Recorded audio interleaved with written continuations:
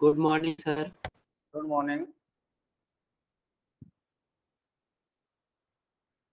Good morning, sir. Good morning.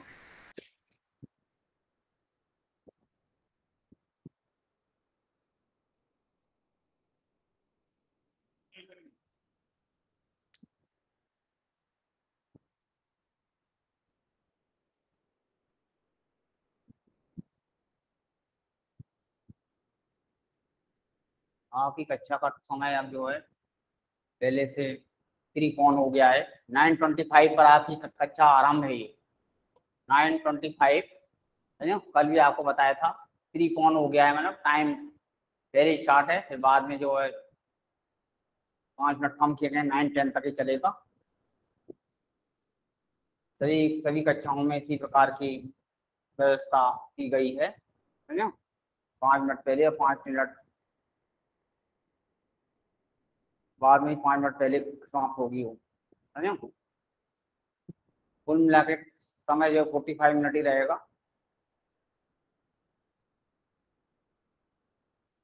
जल्दी से जल्दी आप अपनी कक्षाओं में शामिल हो जाइए, जिससे कि आगे का कार्य जो शुरू किया जाए। धर्म मन का आपका सिलेबस आपको बता ही दिया गया था। 40 मार्क के प्रश्न इसमें रहेंगे। 5 मार्क असाइनमेंट के, 5 mark subject enrichment activity, assignment जो आप होमवर्क वगैरह हम देते हैं। हमने अभी आपको हाल ही में 4 आज्ञावाचक वाक्य और 4 विधानवाचक वाक्य लिखने को दिए थे। तो इस प्रकार से ये असाइनमेंट का भाग कहलाता है। जो भी होमवर्क हम गूगल क्लासरूम में क्रिएट करते हैं, उसको आप सही समय पर ड्यू डेट के अंतर्गत वापस करें और हम चेक करके आपको रिटर्न करें। तो इसके अंतर्गत आपको 10 मार्क प्राप्त होते हैं। वैसा सबका टोटल होता है, फिर उसका 10% आपको दे दिया जाता है। जैसे कोई हमेशा ही भेजता रहा तो 10 मार्क उसके लिए दिए जाते हैं, और कोई नहीं करता है तो उसके लिए फिर कोई मार्क अंक नहीं होता। इसलिए आवश्यकता इस बात की है कि आप अपना कार्य सुचारू ढंग से समय पर लौटा दें। ड्यू डेट के अंतर्गत आप जो है होमवर्क असाइनमेंट रिटर्न कीजिए, और जो भी आज आपने जो है होमवर्क कुछ बच्चों ने भेजा था, 7-8 बच्चों ने, उनका हमने चेक करके रिटर्न भी कर दिया है।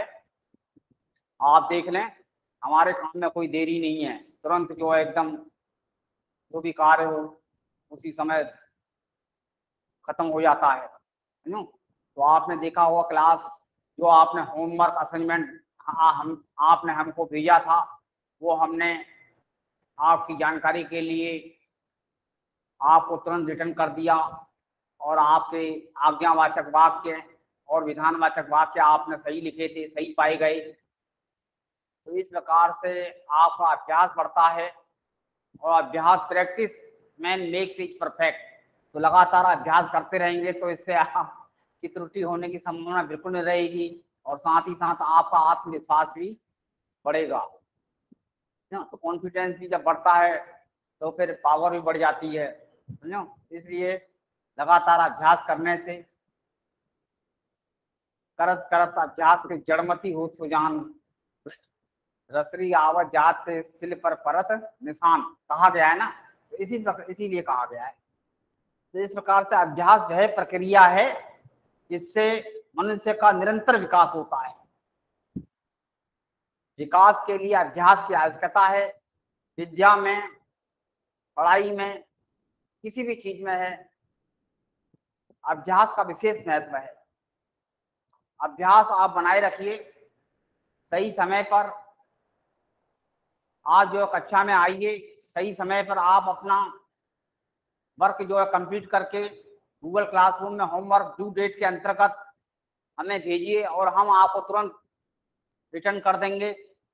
जो आप देख भी रहे हैं, हमारे काम में बिल्कुल भी 1% डिले नहीं होगा, ऐसा हम हमारे मन की इच्छा है, हमारे मन का विचार है कि काम में डिले सही नहीं है। तुरंत जो है आपको वापस किया गया,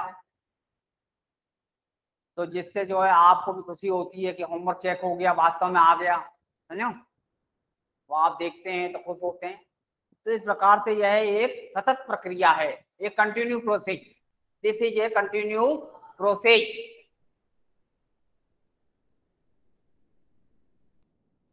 यह एक कंटिन्यू प्रोसेस है। Education is a developmentary process. शिक्षा एक विकासात्मक प्रक्रिया है, समझो। Education is a developmentary process, continue process, समझो। तो इस प्रकार से डेफिनेशन बहुत हैं, समझो।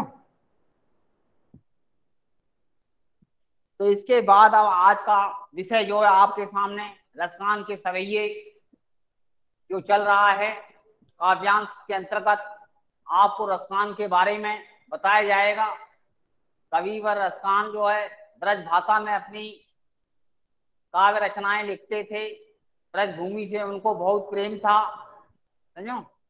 वे ब्रज भूमि में ही रहना चाहते थे और इसी के चलते चलते वह एक अच्छे कवि बन गए, समझो। और उन्होंने कृष्ण की रास लीलाओं और कृष्ण की जन्मभूमि, उसके प्रति जो लगाव और प्रेम व्यक्त किया है वो बहुत ही सुंदर है और मार्मिक है। तो ये देखिए, अब जो तीसरा अनुच्छेद आपके सामने, मोर पखा सिर, मोर पखा सिर। सर हाँ जी। सर सेकंड अनुच्छेद का भावार्थ लिखवाना है आपको।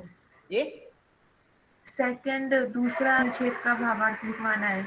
अभी तक सर आपने पहले ही लिखवाया था। पहले ही लिखवाया था अभी तक? Yes sir. लेट हो गए तो यार, चलो कोई बात नहीं, दूसरा लिखवा दें। ये अच्छा कहा आपने, आपने पहले ही बता दिया, ठीक है ना। दूसरा ही लिखवा देंगे, कोई प्रॉब्लम नहीं है। ये अच्छा कहा आपने, लेकिन अगर हम लिखवा देते तो फिर अब करना पड़ता, ठीक है। गुड। या लकुटी अरु कमरिया, दूसरा काव्यांश, ठीक है। दूसरा काव्यांश। काव्यांश इसको इसलिए कहते हैं कि काव्य प्लस अंश, काव्य का भाग, वो कविता का भाग होता है। काव्य प्लस अंश मतलब भाग, है ना। काव्य प्लस अंश संधि है, काव्यांश। ऐसे गद्यांश, गद्य प्लस अंश, गद्य का भाग, कहानी का कोई टुकड़ा, समझो। ये इस तरह से आप समझिए भी इसको, जिससे प्रश्नों आपके मन की जिज्ञासा जो है जिससे शांत हो, है ना। दूसरा अनुच्छेद, या लकुटी अरु कमरिया, या लकुटी अरु कामरिया।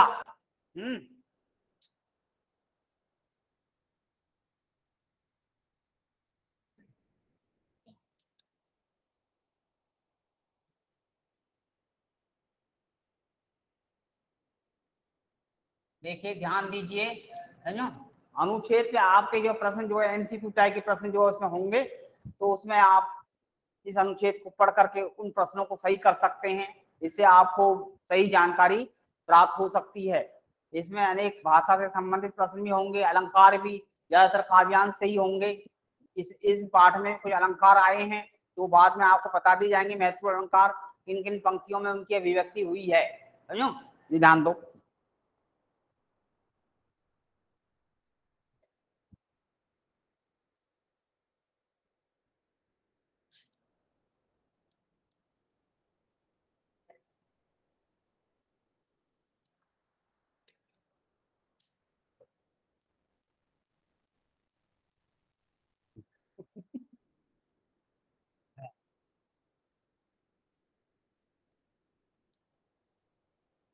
देख रहे हैं भावार्थ, देखिए।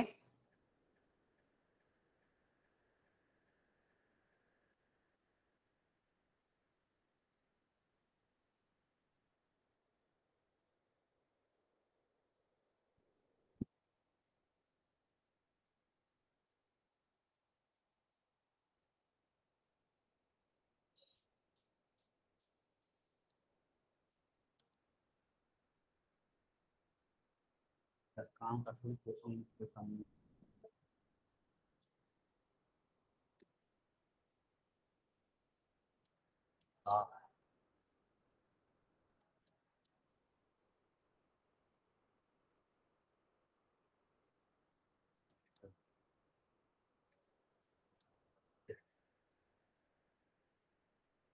संबंधित संबंधित वस्तुओं के प्रति अनन्य वस्तुओं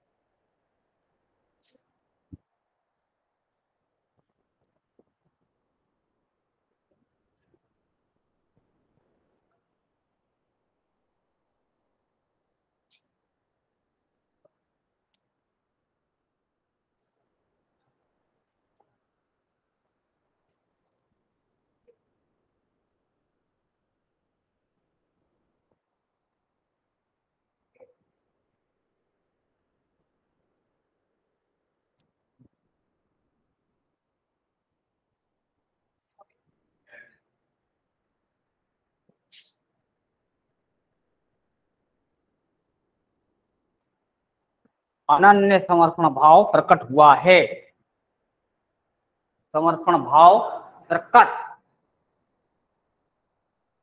हुआ है, दिखाई दिया है, मतलब प्रकट हुआ है, दिखाई देता है। कविताओं के आधार पर बताते हैं, है ना, दिखाई देता है।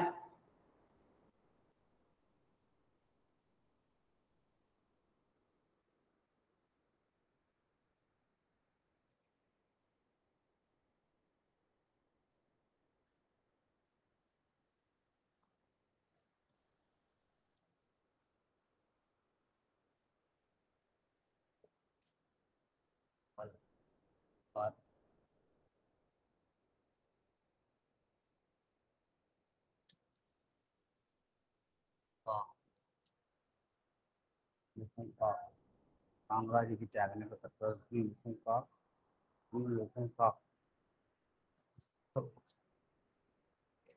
साम्राज्य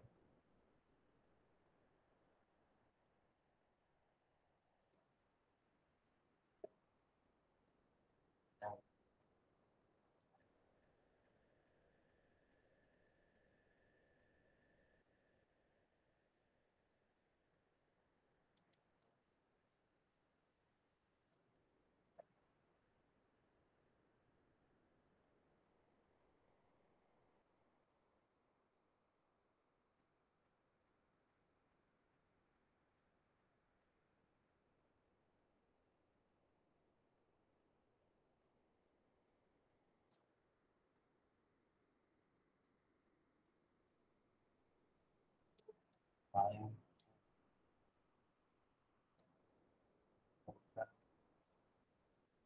कायम से चलाने से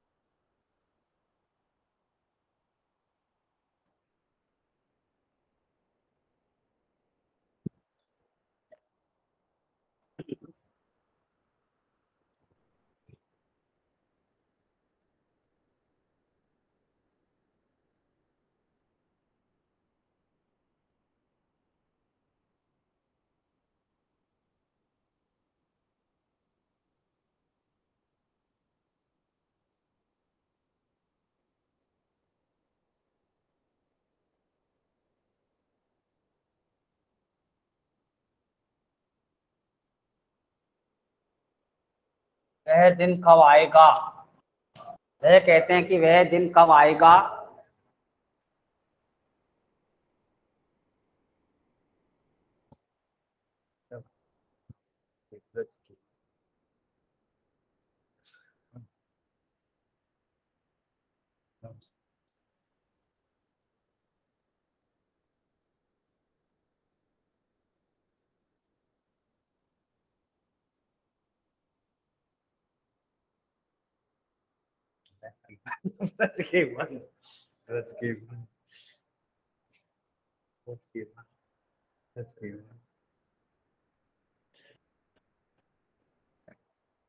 और दिखलाएंगे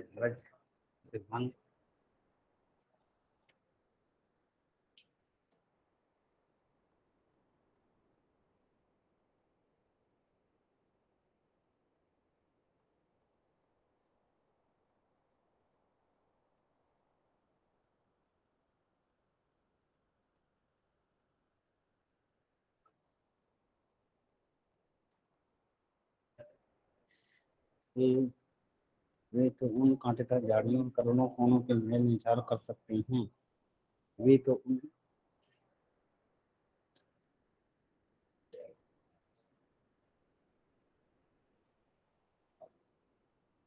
सर, हाँ जी, लाभ के बाद क्या लिखा है? लाभ बनाने को मतलब देने को, समझो। वे तो उन कांटेदार झाड़ियों वे तो उन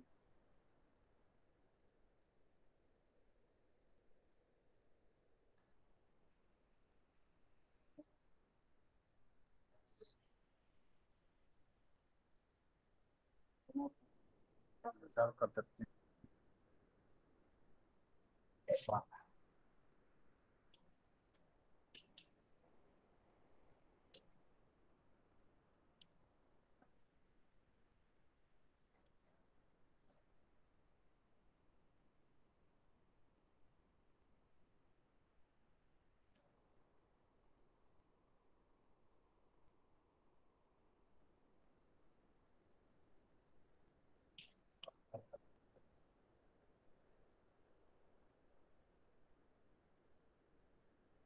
इनकी सही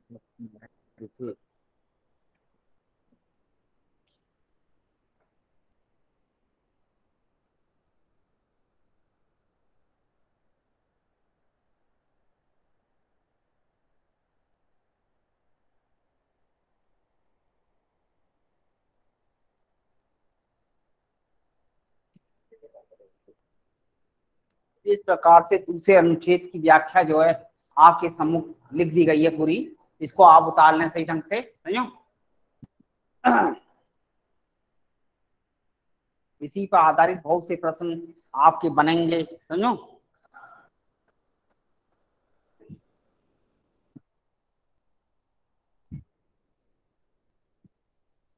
क्योंकि पाठ कम है तो इसलिए हर एक पाठ को बहुत ही गहराई से देखना होगा, समझो। करिए।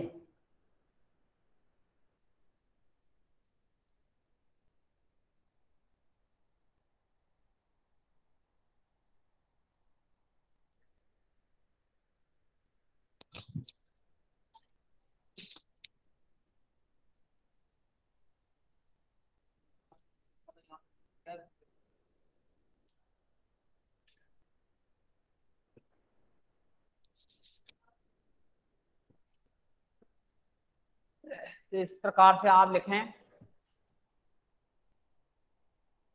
इसके बाद तीसरा अनुच्छेद आपको यथाशीघ्र दिया जाएगा। इसकी इसको लिखने के बाद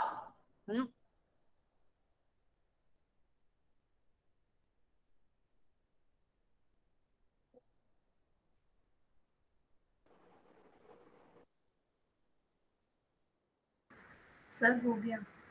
कंप्लीट हो गया है ना? Yes sir. ठीक है, तो समय को देखते हुए आप जल्दी 5 मिनट हम आपको और दे रहे हैं कि बहुत से लोगों की स्पीड कम होती है लिखने की, नहीं लिख पाते हैं। तो जल्दी से जल्दी आप लिखिए। और अटेंडेंस तो अभी आपकी फिर नहीं बढ़ी है वैसे, वहीं की वहीं 25 ही बहुत कम है। समझो, जल्दी से अपना अटेंडेंस बढ़ाइए जिससे ये पता पड़े कौन एबसेंट है कौन है।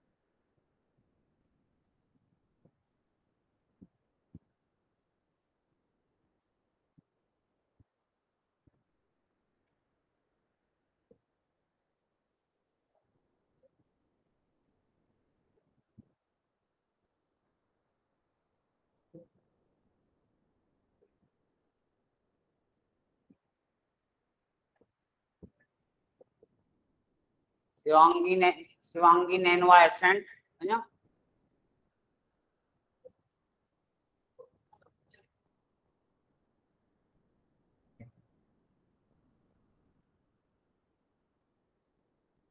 देवी श्री एबसेंट है। Sir Anamika Raghav present. पता पड़ गया, मत बोलो ठीक है। हाँ ठीक।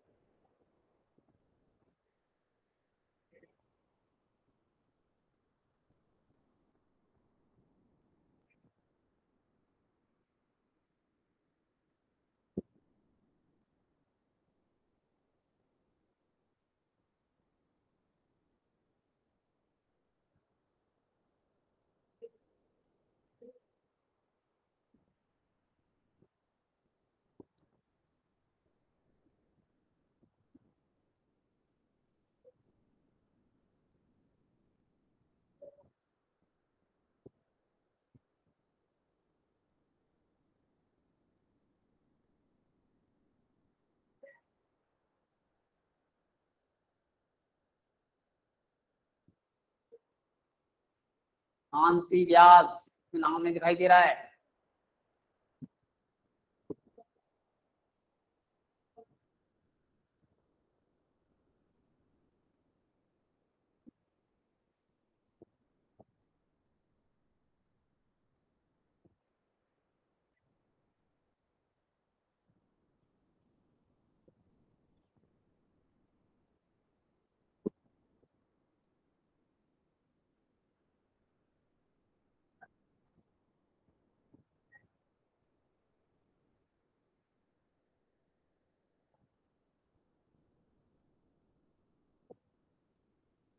मानसी व्यास एबसेंट है।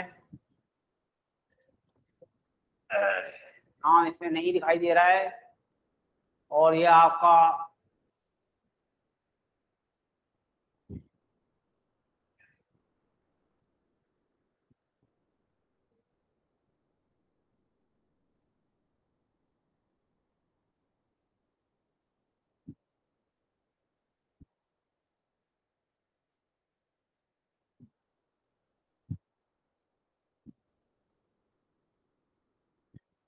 सिक्सटीन लोग इसमें एबसेंट हैं, ध्यान रखिए।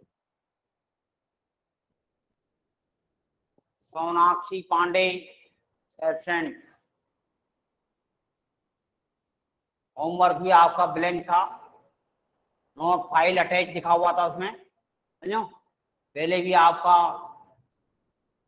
गूगल क्लासरूम में क्रिएट किया हुआ होमवर्क नहीं प्राप्त किया है। समझो, ध्यान रखिए।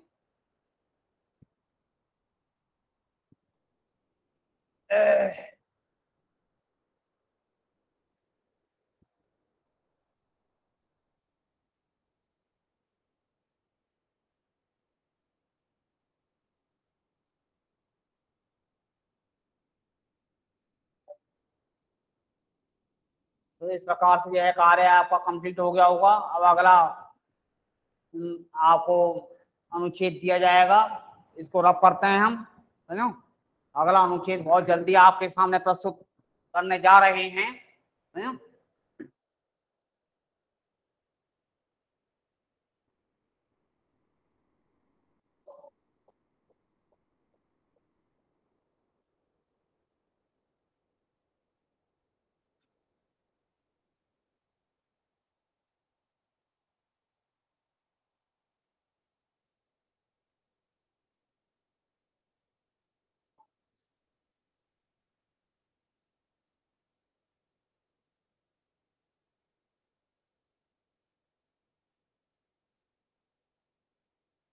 बहुत ही शीघ्र दूसरा अनुच्छेद, है ना।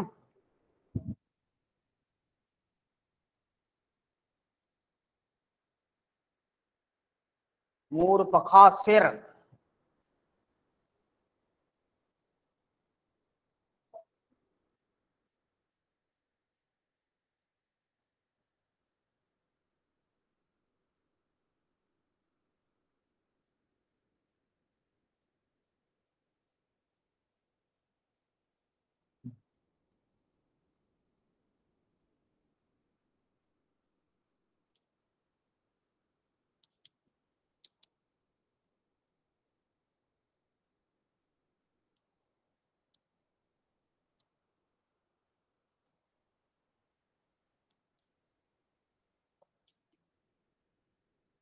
इस सवैये में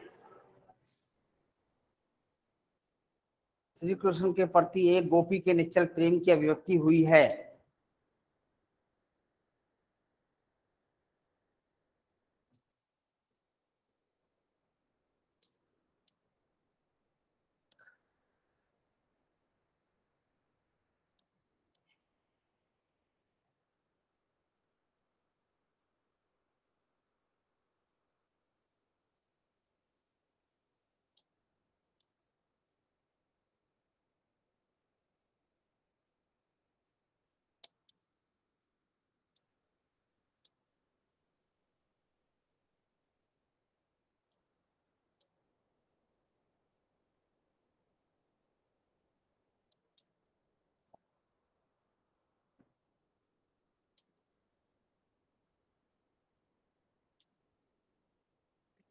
अभिव्यक्ति हुई है, देख रहे हैं ना।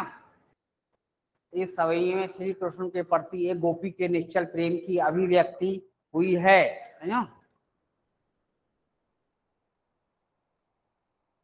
श्री कृष्ण के रूप सौंदर्य के प्रति गोपियों की मुग्धता का वर्णन किया गया है।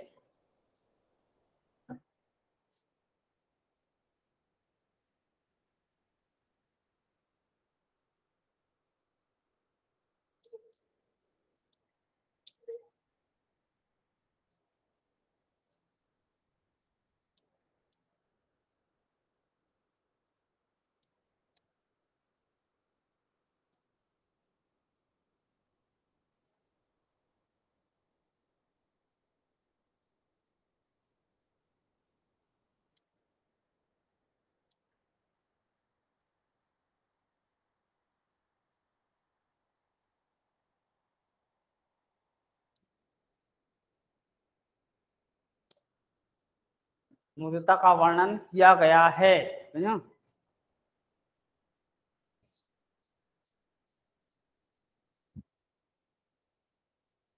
जिससे हमें स्वयं श्री कृष्ण के समान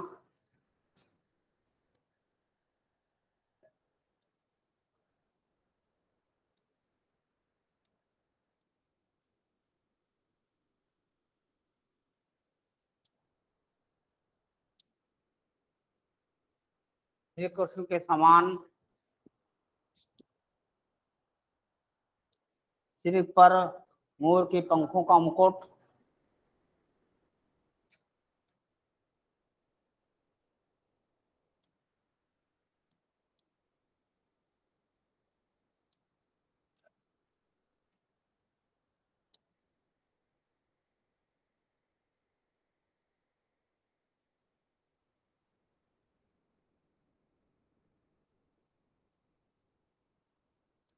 गले में गुंजों की माला,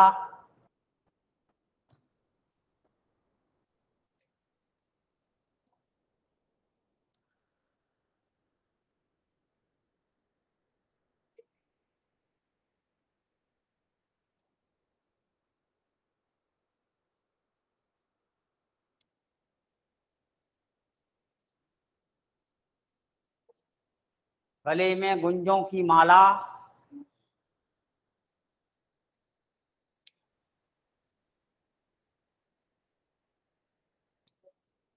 पीला वस्त्र धारण कर लाठी लेकर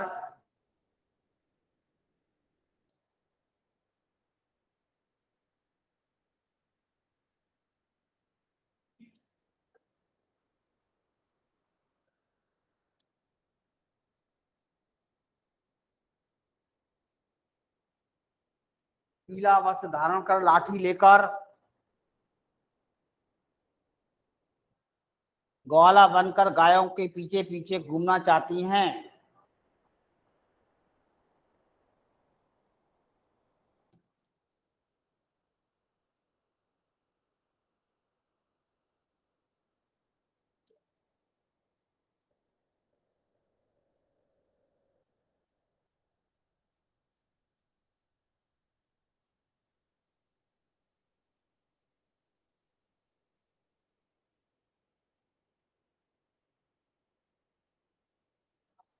पीछे पीछे घूमना चाहती हैं।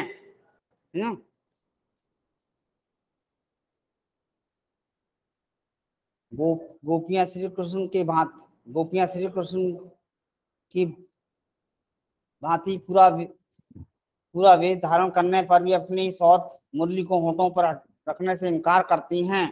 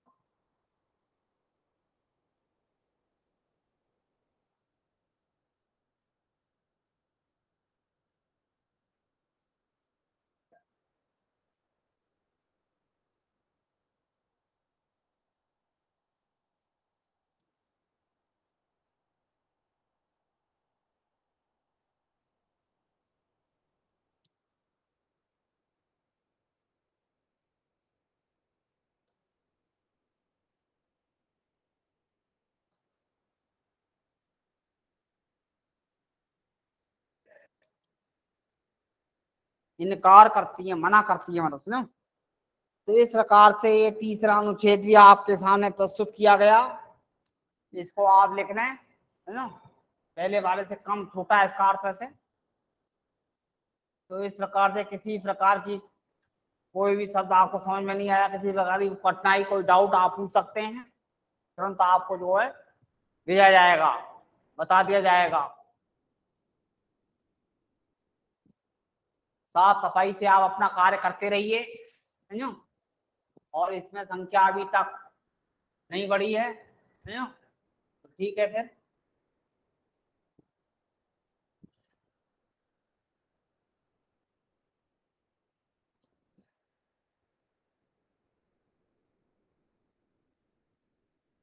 कार्य कार्य जो है आपका साफ सफाई से, आपका लेख भी अच्छा होना चाहिए, बहुत से बहुत अच्छा लिखते हैं। जब आप पीडीएफ डाउनलोड करते हैं तो बहुत फास्ट फास्ट प्रश्न ना लिखें, समझो। और सर आप लिख काट लिया। छोटा छोटा पेपर लगा देते हैं, समझो, 4 लाइन लिख देते हैं, 3 लाइन लिख देते हैं। तो उसको ऐसे मत लिखिए, एक पेज में ही आप जो उसको लिखिए।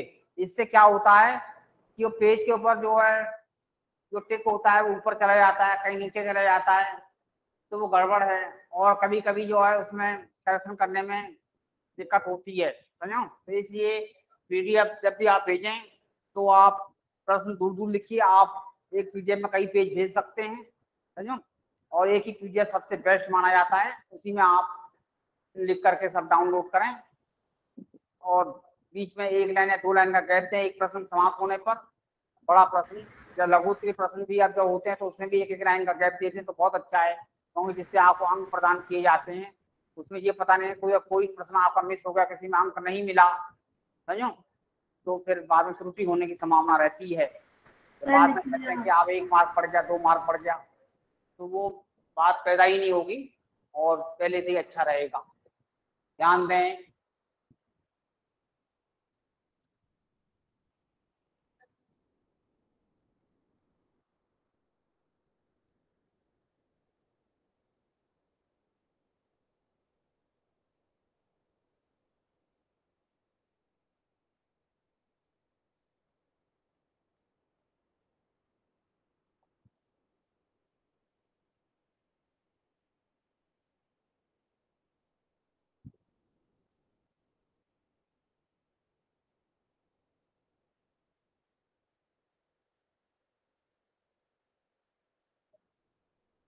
फर्स्ट टर्म में तुम्हें पता ही है उस दिन जो 40 मार्क का पेपर जो लिखवाया था वही रहेगा, और 5-5 मार्क जो है आपके असाइनमेंट और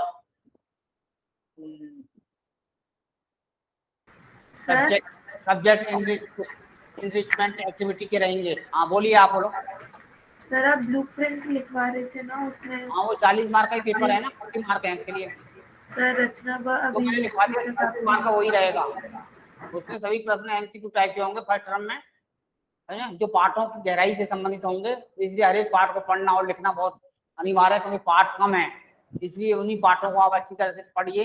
कोई प्रश्न कहीं से भी आ सकता है एमसीक्यू में, और वो आपका गलत हो सकता है। एमसीक्यू जब भी प्रश्न आते हैं तो मतलब ये कठिनाई ये होती है कि सभी प्रश्न सही होना बहुत ही कठिन हो जाता है, तो इसलिए गहराई से पढ़ते रहें, लॉजिक को समझें, समझो ये इंपॉर्टेंट है। मतलब तो इसलिए क्योंकि पार्ट बहुत लिमिटेड है, व्याकरण के संबंधित प्रश्न तो वही आएंगे, समझो जो मैंने बताए थे आपको। 16 मार्क के व्याकरण से संबंधित प्रश्न थे, और बाकी जो है आपके 8 मार्क के प्रश्न जो है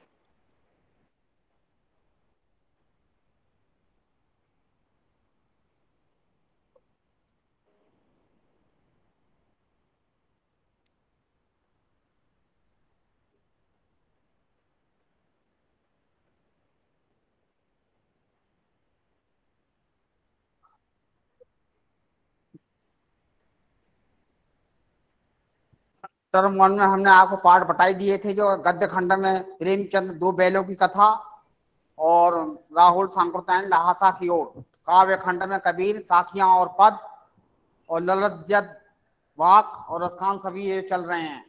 इसके बाद आपके व्याकरण में बताए थे हमने उत्सर्ग प्रत्यय समास 8 मार्क के, और इसके बाद जो है आपके अपठित गद्यांश बहुविकल्पीय प्रश्न 10 मार्क के थे, है ना।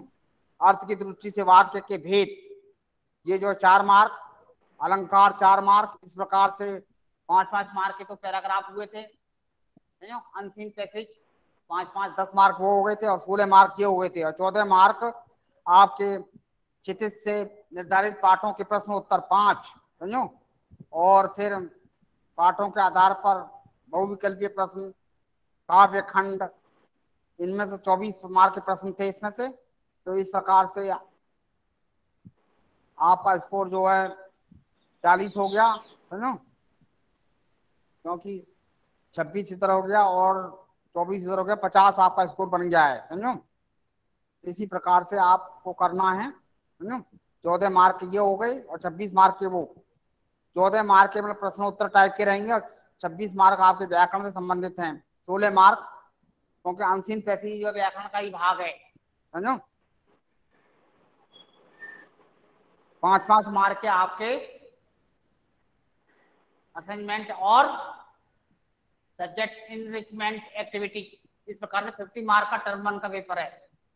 बाकी सेकंड टर्म में रहेगा जो उसमें लेखन कार्य ज्यादा रहेगा, इसमें एमसीक्यू टाइप के रहेंगे ज्यादा, है ना, ध्यान दीजिए आप। तो इसी प्रकार से अब धीरे धीरे आपका समय समापन की ओर है ना। इसी प्रकार से आप कार्य करते रहिए। अगली कक्षा में फिर हम आपसे रूबरू होंगे, मिलेंगे। तब तक के लिए है जी, क्या हुआ?